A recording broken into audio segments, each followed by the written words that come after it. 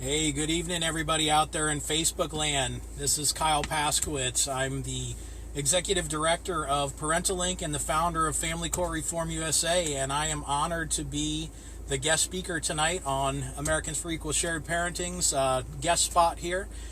Tonight, my topic is going to be an update on the legislation here in Washington. I'm out here in Tacoma. I have been working on legislation for a number of years now, and I've got a lot of information that I'd like to share with you guys tonight. So first of all, excuse my environment here. I'm actually broadcasting from my car. I normally like to do it from my my live workspace, but I have an area all set up where I normally try to do my live feeds from, but there's some construction going on next door, and so I figured, all right, so everybody can hear me, I better do this from someplace where I can be in a quiet environment. So I hope the sound is good and everybody can hear me. Once again, welcome.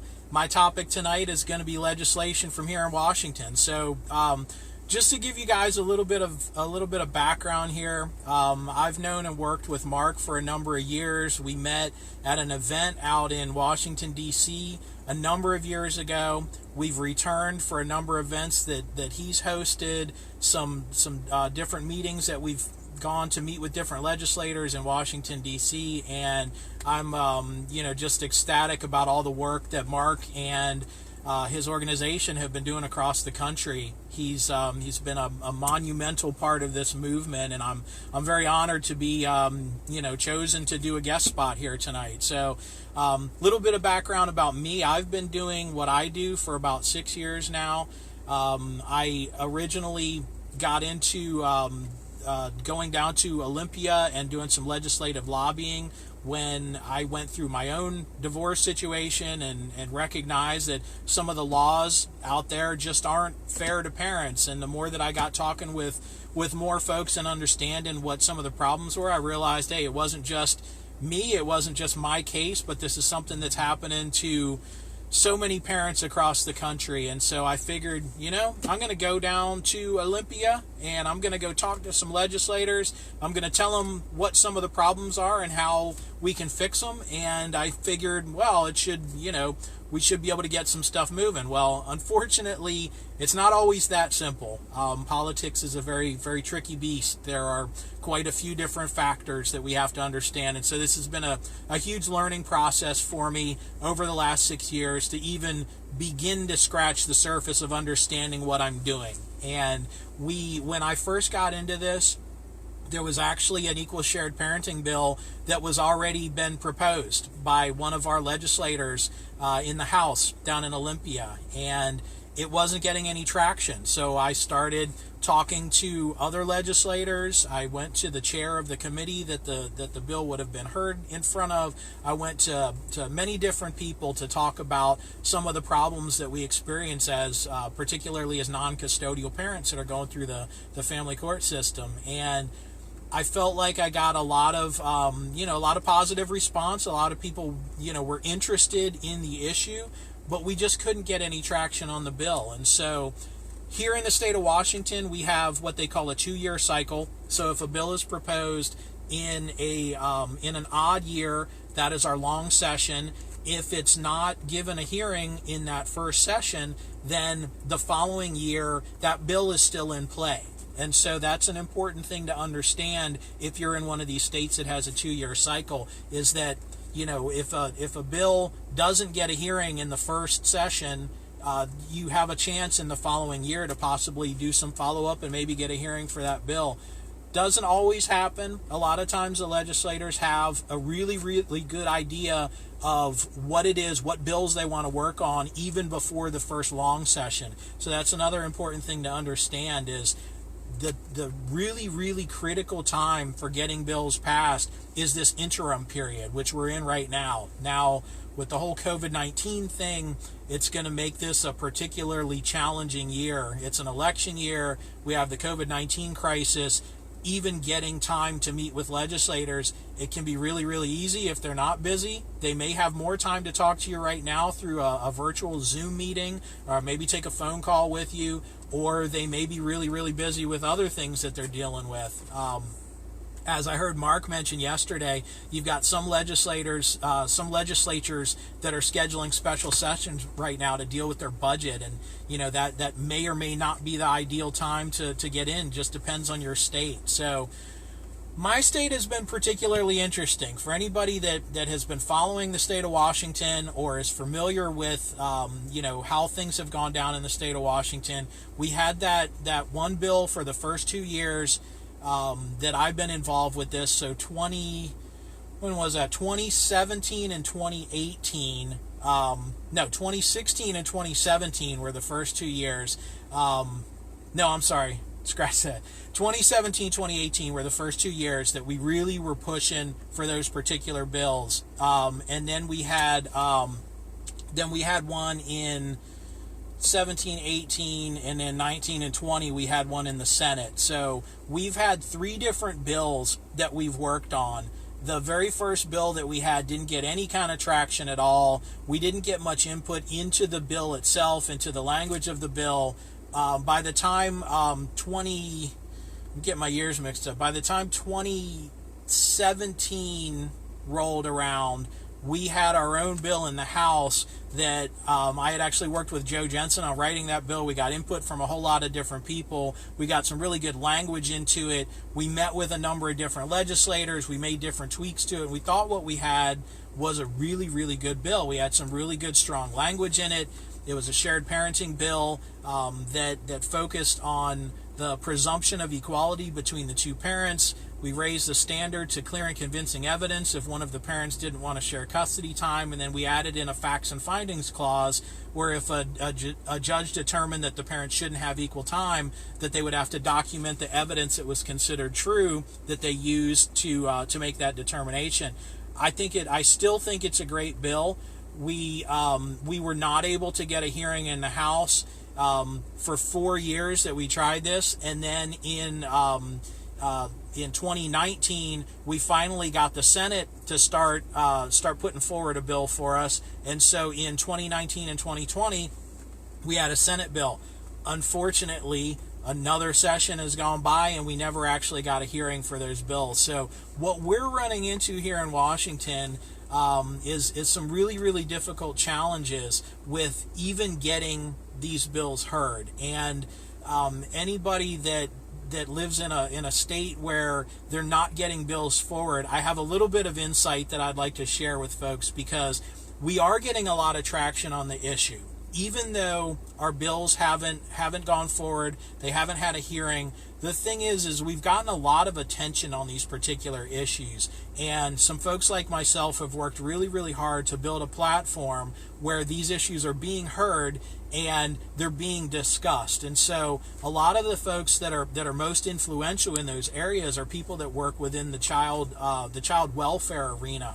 And so what ultimately started happening with me is, rather than focusing just on pushing forward the legislation, and we tried everything. I mean, we met with legislators on both sides of the aisle. We had sponsors. The bill that we first put forward, we had 9 different sponsors on. They all happened to be on one side of the aisle, so that didn't help us get any traction. The Senate bill that we had was a bipartisan Senate bill. We had sponsors from both sides of the aisle. We had former chairs. We had male legislators. We had female legislators. We had a really, really good support team for that. However, we still ultimately didn't get the hearing. And what I'm finding is that in order to prioritize these things, you have a lot of people that are very, very influential when it comes to getting legislation passed. And there's a few different ways to go about it. So you can focus on numbers, which is important, because for a legislator to want to pass a bill, a lot of times it really just boils down to votes and numbers. If you've got a lot of people speaking out about a particular issue, if you have a lot of organizations that are coming forward saying that they care about this particular issue, if you have a lot of people that are speaking, people, not just folks like you and me that are either advocates or parents, but also attorneys, people that work in child welfare, people that work in a lot of the different systems that work with families, people that work for nonprofit organizations.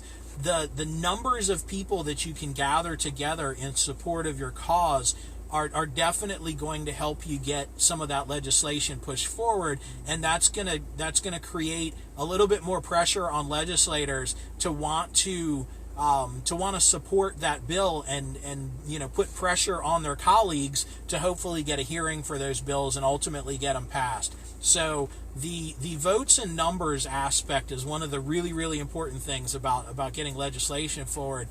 Now, the other side of that is a lot of times if there isn't a lot of awareness being raised about a particular issue, or maybe politically they're going in one particular direction, or there's a certain kind of philosophy that seems to be the overwhelming idea, sometimes you've just got to get a seat at the table and a voice in some of these rooms in order to get these issues heard and considered more and kind of be the squeaky wheel. And that's the approach that I've been taking for quite a while now here in Washington, and I feel that it's growing in its effectiveness because I'm getting a lot of opportunities to speak in front of different people, to weigh in on different issues and things like that, and that's really, really important when it comes to driving some legislation, especially if it's going to be something that's really deep impacting. You really need to have a lot of support from a lot of different people across the community. And so I wear a lot of hats these days, and not just the hat on my head, but different roles that I have. I've started, like I said, getting seats at different tables, and so one of the first major roles that I had that was kind of outside of this advocacy work that I do was I volunteered to be one of the co-champions of the Washington Interagency Fatherhood Council. And what that is it's a statewide program where they've actually recognized that fatherlessness is a big issue here in our state. And the original idea, I think, behind this organization was, well, how do we get fathers more involved with their kids? How do we provide support services so these fathers have the support that they need to be effective, within their roles within the family? And I felt like that was kind of a narrow view. I felt like it didn't really encompass all of the different situations out there. Now, it is fatherhood oriented, but as you guys know, my organization focuses on non-custodial parents, not just fathers. Recognize that fatherlessness is a huge issue. Being a father, obviously, that's deeply personal to me. But I also recognize all the non-custodial moms out there and some of the challenges that they face. And so one of the things that I do is I'm a voice for, not just fathers, but non-custodial parents within that circle. And I try to help bring it all together and explain how the issues that we face as a non-custodial father impact most non-custodial parents in general. So that's one way that we can kind of bridge some of the gap, I feel, between a lot of the organizations. If we just focus on dads, sometimes we lose the moms or the folks that work primarily with moms. And so, a lot of times, helping to broaden the issue a little bit and focus on the challenges of being a non-custodial parent, I think neutralizes the language a little bit. So that's part of my approach. But with this Fatherhood Council, we actually got them to do a survey, and we worked with there's a lady named Holly Schindler who's a professor out of the University of Washington, and she put out a TED Talk speaking about some of the issues with getting more services for fathers. And I know that video was shared quite a bit within our shared parenting communities, and she made some really, really important points and brought up some great research. Holly Schindler is a part of our council now, and she worked with some of her other researchers at the University of Washington to put out a survey here in Washington. And this was dad specific, but they wanted to know what are the main issues that dads are having within their lives where their children are being impacted. And the very first number one issue that came up was time with their children. That was the biggest issue that Dad spoke out about when we sent this survey out. The second one was financial issues, and then the third one were services that were available to them. And so I think that when you're working with the state agencies and you're working with legislators, it's important to have kind of a holistic view where it's not just about, hey, this is just what's impacting me, but what are impacting all of the parents out there? What are impacting the families? How can we look at this in a holistic way and say, how do we better support the entire family so that families are whole? And when we take that approach, that makes a lot of inroads. We make a lot of allies that way. It keeps the conversation going where we're not just focusing on our own personal perspective, but saying, look, we really care about the children. We really care about the families. Let's create some plans, some ideas on how to change the system, both with legislation as well as some of the programs out there, because a lot of this is not just not just legislatively based. There's a lot of different programs out there that are being funded by certain legislation, but they have a lot of leeway in how they operate those programs too. And the more that we have an understanding about that, and the more that we can talk intelligently about that, and in an informed way, the more that we can be influential ultimately to help guide some of this new legislation. And I think that ultimately we're going to be doing some really groundbreaking stuff here. I have a lot of confidence and optimism in shared parenting. I believe that is really one of the main core issues that we're having that creates a lot of the other problems, not only that we have in the family court system, but families in general. A lot of the things that people struggle with in their life, they go back to their experience with their relationships with their kids, their relationships with their own parents as they're growing up. I'm a child of divorce, so this isn't new to me. Most of my friends growing up were children that lived in split homes. Maybe mom or dad wasn't around. Maybe they were living in two different homes. This wasn't anything that was new to me, so that when I went through it the first time, I already had a really, really good concept of, what's right. What is the ideal situation here? And, I know there's a lot of different situations out there. I know that there's, parents where the other parent isn't in the picture. There's parents where they're co-parenting effectively. There all sorts of different scenarios. But, kids that are born when the two parents aren't married, that's a little bit of a different scenario. The way that all these things play out in family court can be very different depending on those scenarios. But for me, I was divorced. My kids at the time were ages 2 and 4, so they were getting near to be in school age, and it just made sense to me that we would just be 50-50 parents. That I had the time and the ability, and I could change around my work schedule and my life schedule in order to be there for my kids. And it was something that I really wanted, because growing up I didn't have that. My dad lived out of state, and I knew how important it was.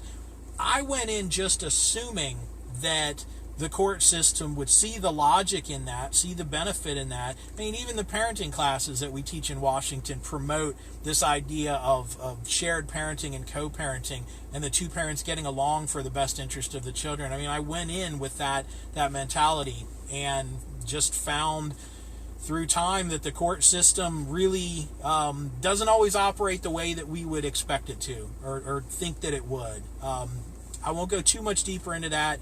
You guys a lot of you have probably heard me talk about, a lot of those things quite a bit. But I think that there are legislative solutions. I think that there are laws that definitely need to be adjusted, need to be changed, that are going to help better protect parents, and parental equality is at the core of it. That's been the focus of a lot of my work since I started this, because if the court system just had, this fundamental understanding that both parents walk in the door with equal rights and responsibilities, I think that solves a lot of problems. We need to get away from this custodial, non-custodial model of parenting that has been just so deeply ingrained in the system. And one thing that I think that working with some of the state workers and other organizations and things, it's really brought me to understand a lot more about why this is such a difficult challenge. think about, for instance, the way that the court papers are written up, or the way that, the Division of Child Support has their computer system set up. All of this stuff is designed around this concept of one primary parent and one non-custodial parent. So in order to change that, in order to drive a model of having more 50-50 and more equal parenting, there's a lot of other things that need to change aside from just the legislation. So I think of a lot of this as a hearts and minds campaign.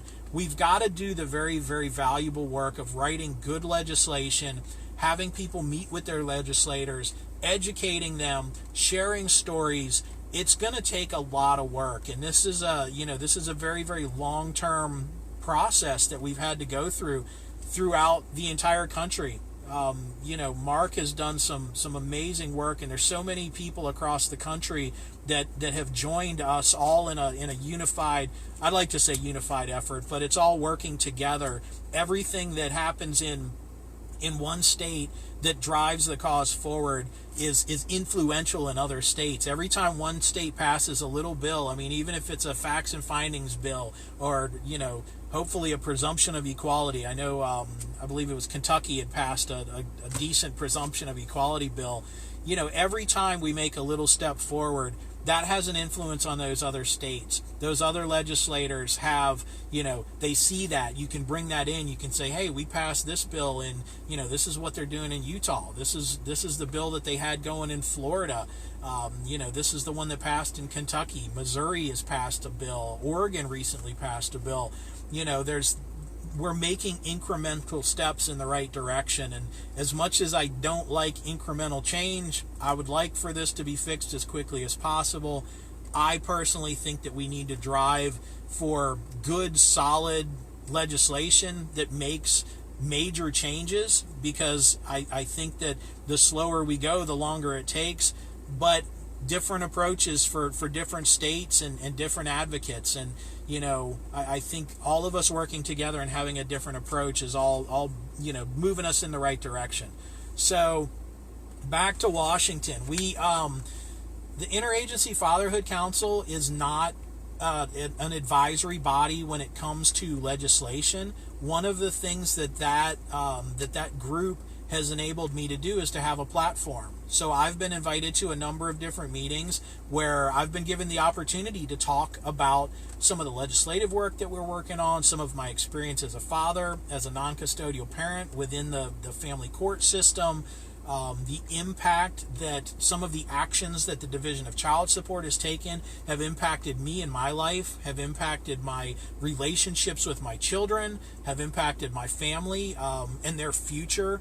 These are things that are, that need to be said, that, the more that we get in front of the people that can be influential, or maybe people that are kind of thinking in one particular mindset, the more that we can help drive some of these things forward. So, I encourage you guys, all of you out there that are working on this cause or that are supporting this cause in any way, just keep doing what you're doing. I've seen so much progress in the last 6 years. Even if we haven't passed a particular bill, or even if it seems like nothing is ever going to change, I've seen the changes. This is something that people have taken notice of at very, very high levels. And anybody that's watching this page gets a lot of that good info from Mark. I'm always watching Mark come on, sharing information from other states, and that's always, it gives me a lot of hope to see what he's doing out there, to see what everybody else is doing out there, to support the work that he's doing, to support the work that I'm doing, and everybody else working together. I have a lot of hope and faith that this is going to continue to move forward. Another seat that I have at a table here locally is we just started a countywide advisory board where I was actually appointed by the county executive, and it is what they call the Birth to 25 Advisory Board. Now, this board was specifically created to advise our county on issues dealing with child welfare in our county. It seems like a small position because a county is a very small space, but sometimes major projects get started as pilots in a small area. And that's one of the other things that I'm hoping to do, is having a seat at this particular table and having the audience of all the folks that we do, to be able to educate them about some of the issues that we face as non-custodial parents. That's just one more opportunity to do that. I would encourage. I'm also a member of the Early Learning Committee. The Early Learning Steering Plan Committee is another statewide group that deals with educational issues dealing with kids. I recently became a CASA, and that's been a very rewarding experience as well. Got to have the education program that they put the CASAs through. I've already been assigned my first case, and it's been a little bit slow with the shutdown and everything. Everything's kind of in turmoil. But I'm also on what they call the diversion board, and so the diversion board is a program that they have in my county for youth that get into trouble with the law, rather than sending them away to a juvenile detention center or having some legal repercussions. They have some alternative programs that they're allowed. It's kind of a second chance type program, and so I'm one of the parents that sits on those boards to help help make a determination about how this youth who may have made some mistakes may be able to make it up to the community. So being involved in all of these different circles has just broadened my perspective, and also given me, I feel, a more powerful voice when it comes to sitting down with legislators. And I'm really looking forward to the work that we're going to be doing. I'm planning to have another bill in 2021, an equal shared parenting bill. We're going to be working with folks from all across social welfare on both sides of the aisle to come up with a good, solid bipartisan bill. And I'm hoping that we get a hearing this year. It's been a long struggle. Unfortunately, Washington is one of those states where the partisan politics gets really heavy, and it makes it a challenge. There's I think some states, they have different challenges, and I think there's a different challenge in every state, and understanding some of the landscape is important in the work that we do. But I'm really looking forward to the work that we're doing. I'm happy that we had this bipartisan bill, even if it didn't get a hearing. The fact that it was out there and people knew about it and we were able to promote it, I know that there's a lot of support for it. So that's pretty much where we're at here in Washington. I've got some other projects that I'm working on. I just started a regular live feed that I'm going to be doing for Parentalink. It's called Parentalink Live.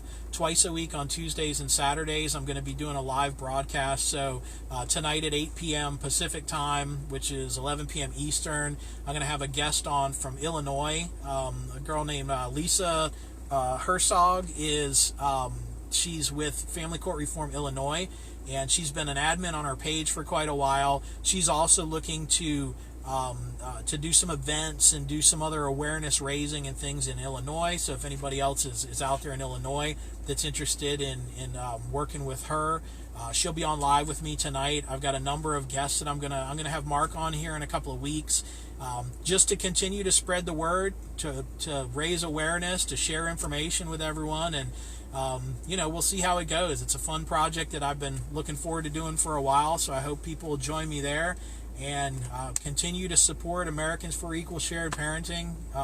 Mark and the entire team have been doing a fantastic job. I'm always proud to support you guys. Donate where you can, because we always can use extra funding. Support and volunteer where you can, and as they say, we're all in this together. This is an important cause that really is going to make the difference in the lives of our children and children in future generations. So I think that's about it for tonight. I don't see any questions popping up. I see a lot of familiar faces, so I'm not going to do the shout outs to everybody. I'll keep it short and sweet tonight. But once again, thank you very much to Americans for Equal Shared Parenting for having me on tonight. I'm Kyle Paskewitz. I'm the chairman of Parentalink and the executive director of Family Court Reform USA. And thank you all, you guys, for all you do. And I'd love to hear from you guys if you have any feedback or suggestions for me. Keep up the good work, everybody, and have a great evening.